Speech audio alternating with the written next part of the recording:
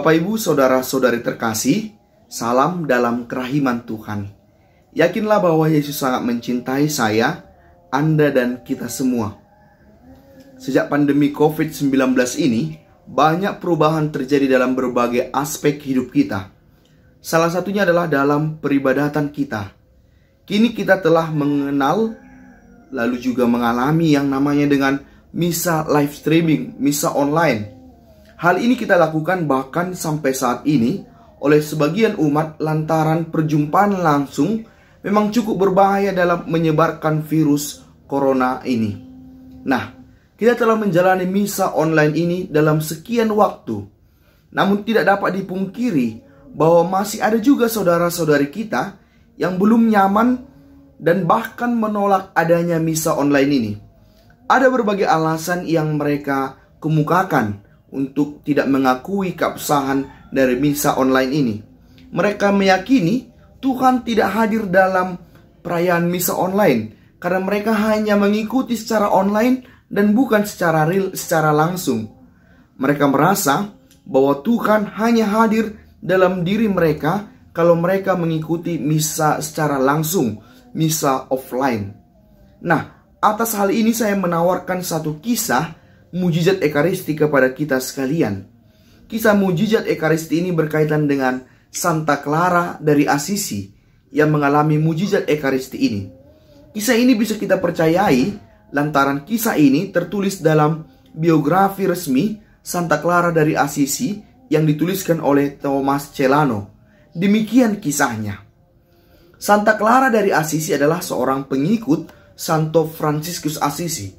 Bersama Santo Fransiskus Assisi, ia melakukan pembaharuan dalam gereja dan lahirlah Ordo Santa Clara yang tetap ada hingga saat ini. Pada tahun 1252, Santa Clara Assisi menderita suatu penyakit dan karena itu ia harus berbaring di tempat tidurnya di kamar.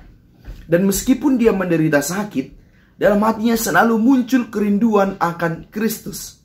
Karena itulah pada malam Natal, ia sangat sedih lantaran tidak bisa ikut dalam perayaan Ekaristi karena ia sedang sakit.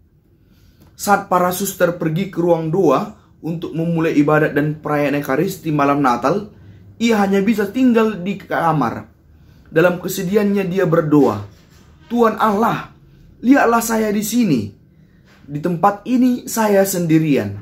Dan terjadilah tiba-tiba nyanyian dan merdu yang sedang dilantunkan di gereja Santo Fransiskus Assisi yang jauh dari kamar Santa Clara mulai terdengar menggema di telinganya.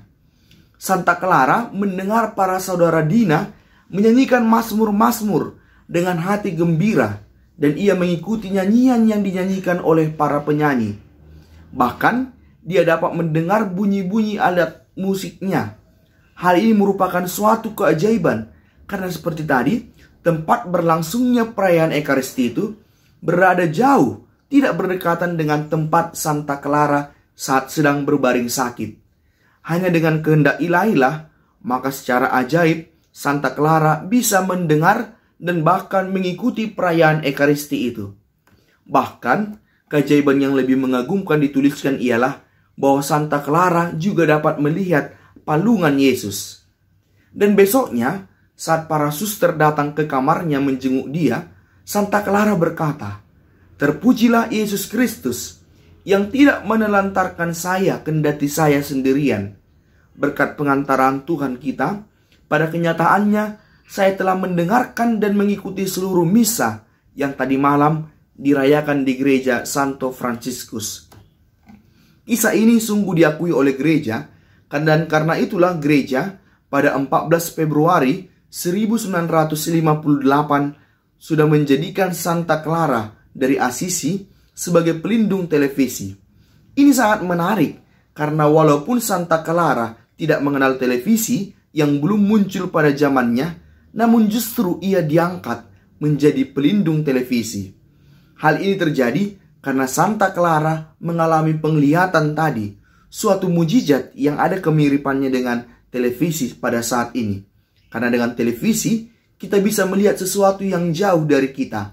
Sama seperti Santa Clara melihat sesuatu yang jauh yaitu perayaan Ekaristi yang berada jauh berlangsung dari dia. Nah, kisah mujizat Ekaristi yang dialami oleh Santa Clara ini juga sangat berkaitan dengan fenomena kita saat ini, yaitu misa online. Ternyata, walaupun tidak hadir secara real, namun kisah tadi menunjukkan bahwa kita tetap dapat mengikuti misa secara utuh.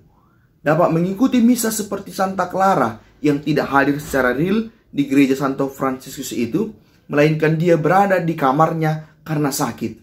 Kita dikatakan sah mengikuti misa walau secara online, karena memang misa online telah memenuhi syarat-syarat misa secara hukum agar misa itu dikatakan sah.